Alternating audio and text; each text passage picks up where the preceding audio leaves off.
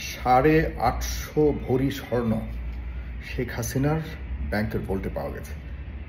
এটি নিয়ে অনেক ধরনের সন্দেহ, অনেক ধরনের তর্ক বিতর্ক চলছে। খুব হাস্যকর কিছু বিষয় আমি নোটিস করলাম। যখন থেকে এই বিষয়টি ধরা খেলো অথবা পাওয়া গেল, আমি ধরা খেলো বাদই দিলাম। আমার আওয়ামী বন্ধুরা যাদের সাথে আমি অনেক দিন কাজ করছি এখনো পর্যন্ত, আমি মনে করি যে তাদের মধ্যে অনেকেই আছে এখনো পর্যন্ত মনে করে যে বিষয়গুলি শেখ হাসিনার আমলে ঘটেছে এগুলি আসলে সঠিক ঘটেনি, এবং আমরা একটা গণতান্ত্রিক পরিবেশে রাজনীতিকে দেখতে চাই। আমরা চাই একটা সহনশীল পরিবেশে বাংলাদেশের রাজনৈতিক ভবিষ্যৎ হোক। এরকম ভাবনা যারা বিশ্বাসী তাদের সাথে আমার এখনো পর্যন্ত যোগাযোগ, আমি তাদেরকে পছন্দ করি। যে কোনো মতে তাদের বিপদ আপদে আমি সহযোগিতার জন্য হাত বাড়িয়ে দেওয়ার জন্য কোনটা বোধ করি না। এখন প্রশ্ন হলো, শেখ হাসিনার নামে অগ্রণী ব্যাংকে 850 ভরি যে স্বর্ণ পাওয়া গেল, সোনা পাওয়া গেল, সেই সোনার মালিকানা নিয়ে কিন্তু ইতিমধ্যে আমার আওয়ামী ভাইয়েরা অনেকেই বলা শুরু করেছিল যে এই স্বর্ণ শেখ হাসিনার নয়। আমার হঠাৎ করে মনে পড়ে গেছে সেই সালাউদ্দিন কাদের চৌধুরী একবার বলেছিলেন, সেই একই স্বর্ণ বা সোনা নিয়ে চোরাচালানির সাথে সালাউদ্দিন কাদের চৌধুরীর সাথে কিছু কথাবার্তা বলেছিলেন তৎকালীন সময় বিরোধী দলীয় নেত্রী শেখ হাসিনা। তখন সালাউদ্দিন কাদের চৌধুরী বলেছিল যে আমার সোনা নিয়ে টানাটানি কেন। ওয়াজেদ সাহেবের কথা বলেছিল, আমি সেভাবে বলতে চাই না, এটি আসলে অনেক হাস্যরসের বিষয় ছিল। কিন্তু আমি অবাক হয়ে একটা জিনিস বলতে চাই আমাদের আওয়ামী বন্ধুদের প্রতি। তারা এই অগ্রণী ব্যাংকের ভল্টে যে স্বর্ণ পাওয়ার পরে বলেছে এটা ভুয়া, এটা ডক্টর মোহাম্মদ ইউনূস পিতলের জিনিস দিয়ে স্বর্ণকে দেখিয়ে তারপরে ভুয়া স্বর্ণ, তারপর নকল স্বর্ণ দিয়ে শেখ হাসিনার মতো একজন সাবেক সৎ প্রধানমন্ত্রীকে অপমান করবার জন্য যে প্রচেষ্টা চালাচ্ছে এটি তারা ঘৃণাভরে প্রত্যাখ্যান করেছেন, এবং এটি কোনোভাবে মানতে পারেন না যে শেখ হাসিনার কাছে 850 ভরি স্বর্ণ থাকবে।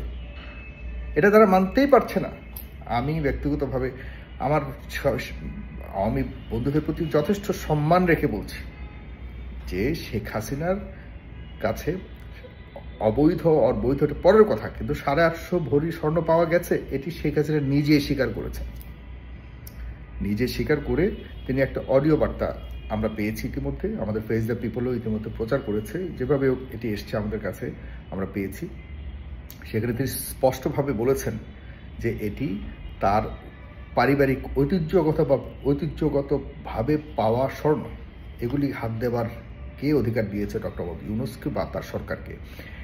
এই স্বর্ণগুলি তিনি তার পারিবারিক সূত্রে পাওয়া, তার ভাই জামাল কামালের বিয়ের সময়ের স্বর্ণ, তার নিজের বিয়ের সময়ের স্বর্ণ। তার পারিবারিক একটা ঐতিহ্য আছে, সেই পরিবারের এই ধরনের এত স্বর্ণ পাওয়া খুবই স্বাভাবিক। তিনি ব্যাপারটাকে এভাবে বলেছেন। অগ্রণী ব্যাংকের এই বোর্ড ভাঙার অধিকার কে দিয়েছে? কারণ তিনি এখনো পর্যন্ত জীবিত, পাশাপাশি তিনি গত কয়েক বছর ধরে অগ্রণী ব্যাংকে কখনোই এটি করেনি। এটি সেই যুগ যুগ ধরে এই স্বর্ণ সেখানে পড়েছিল। এখন প্রশ্ন হলো, তাহলে এই স্বর্ণগুলি যদি ওনারই হয়, আমাদের সাবেক প্রধানমন্ত্রী শেখ হাসিনা কেন মাঝে মধ্যে বলতেন যে তার কিচ্ছু নাই, তার কোনো স্বর্ণ গয়না টাকা পয়সা কোনো কিছু তার নাই, তার হাত খালি, তিনি সব কিছু জনগণের জন্য করতে চান, সারা বাংলাদেশের মানুষ তার সম্পদ, আর তার কাছে কিছু নেই। 850 ভরি স্বর্ণ, আমি এত স্বর্ণ তো কখনো দেখিও নি। এত স্বর্ণ আসলে টাকা দিয়ে গুণ দিলে কত টাকা হয় আমি জানিও না। 100 কোটি টাকার উপরে তো হবেই। 100 কোটি টাকার উপরে যদি একজন মানুষের শুধুমাত্র একটা ছোট্ট লুকানো ভল্টের মধ্যে পাওয়া যায়, মানুষের আর কি লাগে? আর কত টাকা অন্যান্য জায়গাতে আছে লুকানো, একটা ছোট্ট জায়গাতে 100 কোটি টাকা, 100 কোটি টাকা ডিয়ার্স, 100 কোটি টাকা, নট 1 crore or 2 crore। এবং সাবেক প্রধানমন্ত্রী, আমরা জানি যে সাবেক প্রধানমন্ত্রী একটা জেলার ছাত্র সংগঠনের একটা নেতার কাছেই 400 কোটি টাকা ছিল, ওনার একটা ড্রাইভারের কাছেও 400 কোটি টাকা ছিল। ওইটা কোনো ম্যাটার না আমাদের কাছে, কারণ এই ধরনের টাকা পয়সা ওদের সকল লেভেলের নেতাদের কাছে এই ধরনের টাকার পরিমাণ থাকতো এবং আমরা এটা মেনেই নিয়েছিলাম। একসময় মেনে নিয়েছে। যে কারণেই তো যারা মানতে পারেনি রাস্তায় নেমে এসছে, জীবন দিয়ে হলেও এ দেশটাকে, দেশ মাতৃকাকে রক্ষা করবার জন্য প্রাণ দিয়েছে। আহা, কতটা দেশকে ভালোবাসে বলে এই মানুষগুলি প্রাণ দিয়েছে। বিশ্বাস করুন, রাস্তার টোকাইরা প্রাণ দিয়েছে। রাজনৈতিক কোনো পরিবারে যারা এখন রাজনীতি করে এমপি মন্ত্রী হতে চাচ্ছেন, আপনাদের পরিবারের কেউ প্রাণ দেয়নি।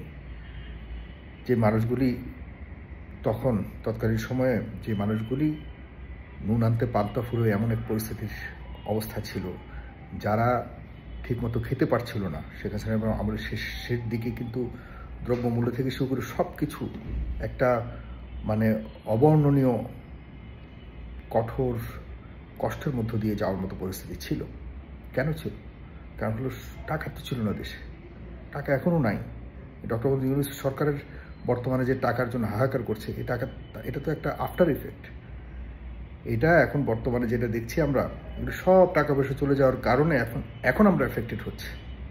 এটা আগে থেকে আমিও বহুভাবে বলেছিলাম যে শেখ হাসিনার আমলে সে ছাড়বে ক্ষমতা, তবে সব কিছু নিয়ে এমন এক সময় ছাড়বে, যেই ছাড়ার পর যে সরকারটি আসবে সে সরকার চালাতে পারবে না। না চালাতে পারার পর সবাই মনে করবে, দেখছো শেখ হাসিনা কত সুন্দর চালাইছে, এখন এই সরকার পারতেছে না, সুতরাং শেখ হাসিনাকে আবার আনো।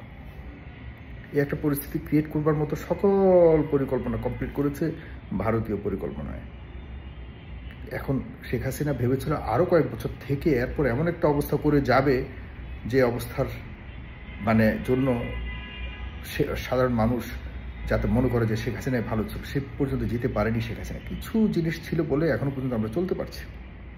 নাহলে ব্যবসার অবস্থা খুবই খারাপ, ব্যবসা বাণিজ্যের অবস্থা খুবই খারাপ। ব্যাংকে টাকা নাই, টাকা গেল কোথায়? এখানে এই বর্তমান সরকারের প্রতি আমরা যারা আছি সমালোচক, বা আমরা যারা আছি একদম মনিটরের মতো সিসি ক্যামেরা বসায় রাখছি। যারা নিয়েছে ইতিমধ্যে এইসব পোলাপান মিলিয়ে যেসব হয়েছে, মন্ত্রী হয়েছে, এদের প্রতি এদের তো অবস্থা আমরা ধরবো। কাউকে তো ছাড় দিব না, কাউকে মোটেও ছাড় দিব না। কিন্তু এখন কথা হলো, শেখ হাসিনা এতটা মিথ্যা কথা বলেছেন আমাদেরকে। 850 ভরি স্বর্ণ। ভাইরে, সত্যি কথা বলতে কি, আমি বিয়ে করছি, আমার বউ সবসময় একটাই আফসোস করে যে কয়েকটা ভরি স্বর্ণ যে তাকে আমি প্রতিযোগিতা পাই। আমাদের পরিবার অনেক, আমরা রিচ পরিবার বলতে পারি, আমাদের কোনো এগুলির অভাব নাই। এটা আমি নিজের কামাই করে, হ্যাঁ, আমার ওয়াইফকে এখনো ওই সাহস করতে পারি না। বর্তমান 2 লাখ টাকা করে স্বর্ণের করি, একেবারে যে নাই তা বলবো না, কিন্তু আর 850 ভরি স্বর্ণের কথা কল্পনাও করতে পারি না। তো সুতরাং আমার আওয়ামী লীগের ভাইদের বলবো, যা হচ্ছে যা হয়েছে এগুলোকে বিশ্বাস করুন, এগুলিকে এখন রিয়ালাইজ করুন। আমরা এই দেশটাতে থাকতে চাই। কোটি কোটি আওয়ামী লীগের ভাইয়েরা এদেশ থেকে চলে যাবে না। আমরা একসাথেই চলেছিলাম, একসাথেই পড়াশোনা করেছিলাম, একসাথেই আনন্দ ফুর্তি করেছিলাম, একসাথেই খেলেছিলাম। সেই খেলাধুলা আনন্দ সব কিছুকে আপনারা ভাগ করে দিয়েছিলেন এই দেশে। আপনার সব কিছুকেই পলিটিসাইজ করে ফেলেছিলেন। এখন একটু স্বপ্ন থেকে বের হয়ে বাস্তবতায় আসুন।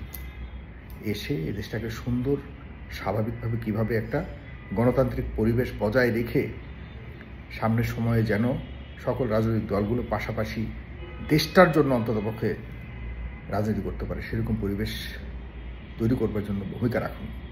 এই মুহূর্তে যারা ভূমিকা রাখবে তাদেরকে মনে রাখবে এই জাতি। এই চতুর্দিকে টম্বিং করে, চতুর্দিকে এই বোতল বোমা টোমা মেরে বেশি দিন চলা যাবে না। শেখ হাসিনা তার পরিবারকে নিয়ে চলে গেছে। আমি বারবার বলছি, আমি কোনো রাজনৈতিক দলের পক্ষপাতিত্ব কখনোই করি না। আমি কোনো রাজনৈতিক জীবনে কখনো কেউ বলতে পারবে না আমি সাইফুর সাগর কোনো রাজনৈতিক দলের এনলিস্টেড কোনো নেতা ছিলাম বা কর্মী ছিলাম।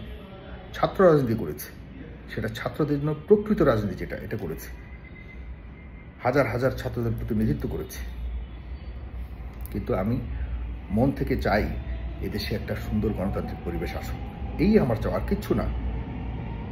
আমরা তো এও ভেবেছিলাম হয়তো একসময় শেখ হাসিনা আসবে, আবার খালেদা জিয়া আসবে, আবার খালেদা জিয়া যাবে, শেখ হাসিনা আসবে। এই তো ছিল আমাদের একটা চিন্তা ভাবনার পলিটিক্যাল পরিবর্তনের একটা হিসেব নিকাশ। সব কিছুকে পরিবর্তন করে দিয়েছে শেখ হাসিনা, সব কিছুকে।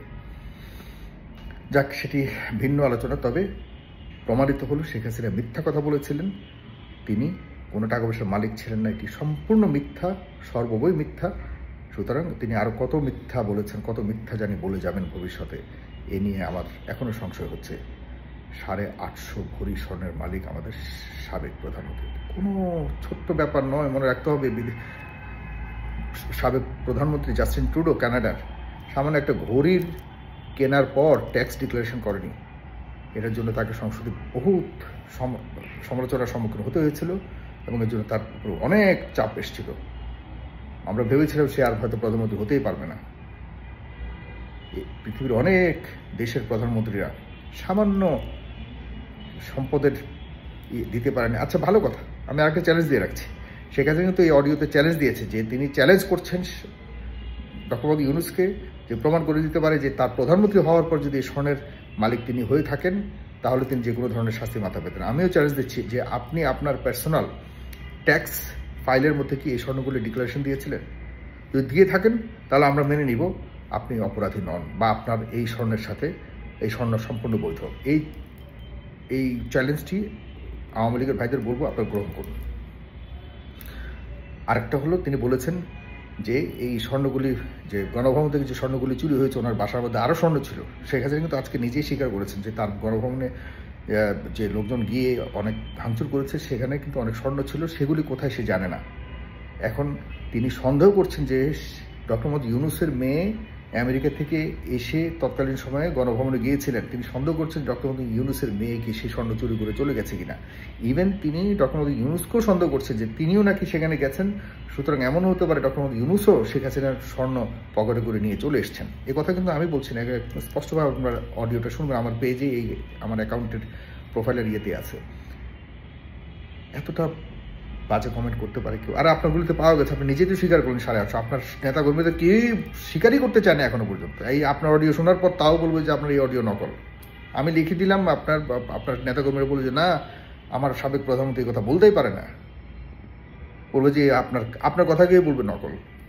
আমি বলে রাখলাম।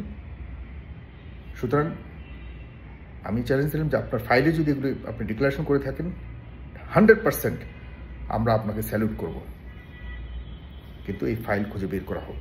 আর আরেকটা কথা বলে রাখি, শেষ কথা, অনেক লম্বা হয়ে গেছে। এটি হলো, এই শেখ হাসিনার আমলের মতো গোপনে গোপনে কোনো কিছু করে মানুষকে বিভ্রান্ত করবেন না বর্তমান সরকার। এমন কোনো কিছু যদি করেন তাহলে গণমাধ্যমকে সামনে এনে যদি সন্দেহ কোথায় এবং সবার সামনে যা করার করবেন। এবং এই যে বলা হচ্ছে এগুলির মধ্যে পিতল টিতল ছিল, সবগুলি স্বর্ণের আসলে এগুলির বয়স কত, কবে কার, এই টাইপের সব টেস্ট করে এরপরে আপনারা শেখ হাসিনার কথাগুলো জবাব দিবেন। আমরা চাই না শেখ হাসিনাকে কোনোভাবে